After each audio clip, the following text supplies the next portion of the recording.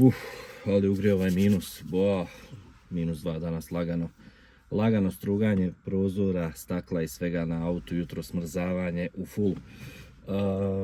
Trening 2 puta dnevno, da li raditi ili ne? Da, u slučaju kad se radi kat ili kad smanjujemo tjelesnu težinu, kad gubimo masne naslage. Prvo težinski, onda kardio trening, pod kardio treningom nek izabere sebi svako što mu odgovara, ali da se tegovi ne dodiruju.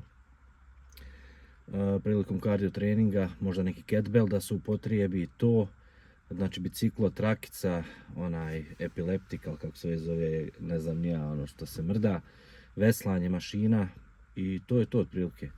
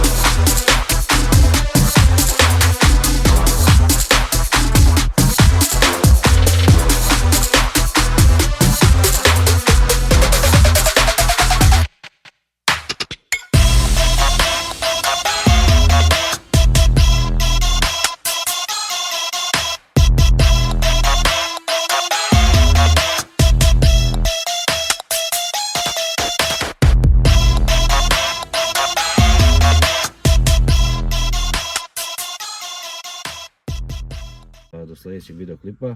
Ako se niste do sada, subscribe, like i dijelite moj video.